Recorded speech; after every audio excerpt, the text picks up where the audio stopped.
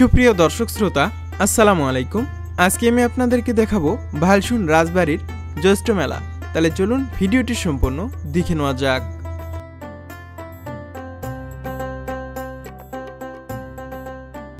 বগুড়া সদর থেকে ভালসুন মেলার দূরত্ব মাত্র 17 কিলোমিটার। আপনি সিএনজি চড়ে সরাসরি ভালসুন মেলাতে আসতে পারেন। সেক্ষেত্রে জনপ্রতি ভাড়া লাগবে মাত্র 40 টাকা। ভালসুন পুরাতন বাজার পার হয়ে ভালসুন নতুন বাজার রাজবাড়ি নামক স্থানে এই মেলাটি বসে থাকে।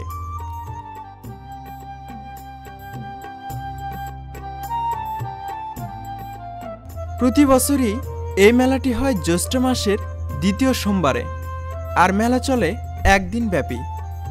দূর দূরান্ত থেকে অনেক মানুষজন ঘুরতে আসেন এই গ্রাম বাংলার মেলাতে।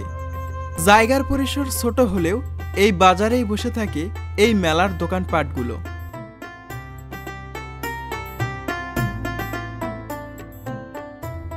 এক সময় গ্রামীণ মেলা মানে এক অন্যরকম উৎসব ছিল।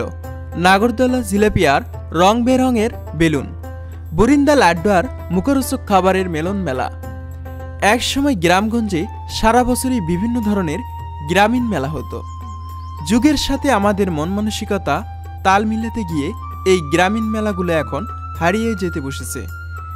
আমাদের নিজস্ব সংস্কৃতির ঐতিহ্য ধারক এই গ্রামীণ মেলাগুলো। এই রকম গ্রামীণ মেলা এখন খুব কমই দেখা যায়।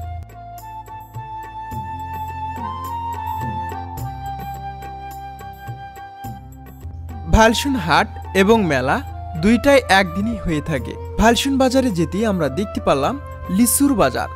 জ্যৈষ্ঠ মাসের অন্যতম ফলই হচ্ছে এই লিচু ফল।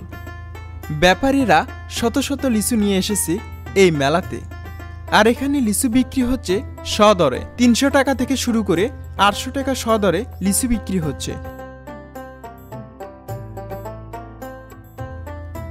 ভালসুন এই মেলাটি যেন গোটা অঞ্চলের উৎসব। বছর ঘুরলেই জ্যৈষ্ঠ মাসের দ্বিতীয় সোমবারে এই মেলায় জমজমাটভাবে মিষ্টির দোকান বসে থাকে। মেলাতে মাছ মিষ্টির পাশাপাশি পাওয়া যায় বিভিন্ন পদের মাছ মিষ্টি এবং বগুড়ার ঐতিহ্যবাহী দই।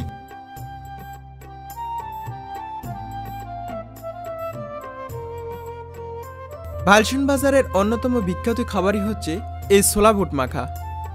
মেলা উপলক্ষে স্পেশালভাবে আজকের এই বুট তৈরি করা হচ্ছে। এই বুট খাওয়ার জন্য অনেকে এখানে সিরিয়াল ধরে বসে আছে।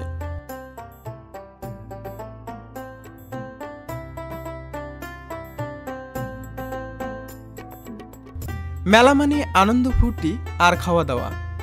এই মেলাতে এসেছে অসংখ্য দোকান। এর মধ্যে এখানে 12 ভাজির দোকান বেশ কয়েকটি এসেছে। 12টি পদে মিশ্রণে তৈরি করা হয় এই 12 ভাজি। 12 ভাজির পাশাপাশি এই দোকানগুলোতে পাওয়া যায় বিভিন্ন পদের খাবার। পাঁপড় ভাজি আর পেঁয়াজু সবার একটি প্রিয় খাবার। আর এই গ্রাম বাংলার মেলাগুলোতে এইরকম ফুড ফাস্ট আইটেমের বিভিন্ন রকমের খাবার পাওয়া যায়। বার্গার থেকে শুরু করে বিভিন্ন রকমের বিভিন্ন পদের খাবার। এখানে দেখতে পারলাম আনারসের তৈরি কিছু মাখা। আর এখানে বিভিন্ন পদের সাজিয়ে রাখা হয়েছে ফাস্ট ফুড আইটেমের বিভিন্ন রকমের জিনিস।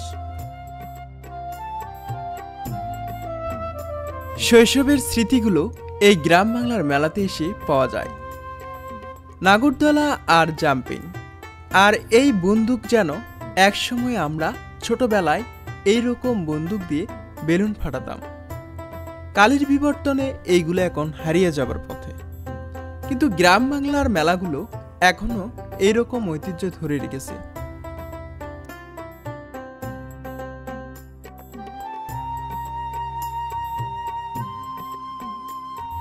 মেলাতে এসেছে খেলনার দোকান। এই খেলনার দোকানগুলোতে যেন শৈশবের সেই স্মৃতিগুলো জড়িয়ে আছে। ছোটবেলায় আমরা টমটম গাড়ি আর বিভিন্ন রকমের খেলনা নিয়ে ব্যস্ত থাকতাম।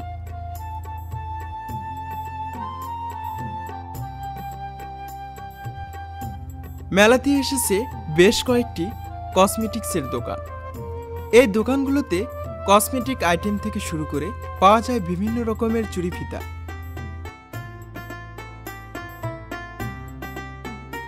মেলাতে এসে দেখতে পারলাম বিশাল বড় একটি আচারের দোকান। এই দোকানগুলোতে পাওয়া যাচ্ছে বিভিন্ন পদের আচার। গ্রাম বাংলার সেই হারিয়ে যাওয়া তালপাতার পাখা এখনো পাওয়া যায় এই গ্রাম বাংলার মেলাগুলোতে।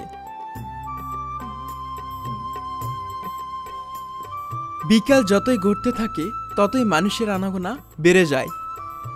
মেলাতে এসেই দেখতে পেলাম খুব নিখুঁতভাবে হাতের শিল্পকর্ম। এক হাতের শিল্পকর্মের মাধ্যমে সুন্দর সুন্দর চিত্র ফুটিয়ে তুলেছে। গ্রাম বাংলার মেলাগুলোতে এখনো পাওয়া যায় সেই ছোট ছোট বাচ্চাদের খেলনার মাটির জিনিস।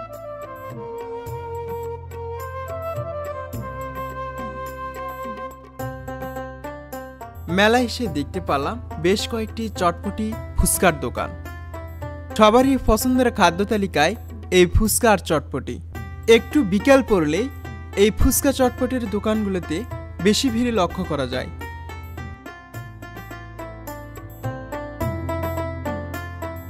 প্রিয় দর্শক শ্রোতা, আজকে আমি আপনাদেরকে ভালসন মেলা সম্পূর্ণ দেখানোর চেষ্টা করলাম। যদি এই ভিডিওটি আপনাদের কাছে ভালো লাগে তাহলে অবশ্যই ভিডিওতে একটি লাইক করবেন এবং চ্যানেলটি সাবস্ক্রাইব করে রাখবেন। পাশাপাশি ফেসবুক পেজটাকেও ফলো দিয়ে রাখবেন।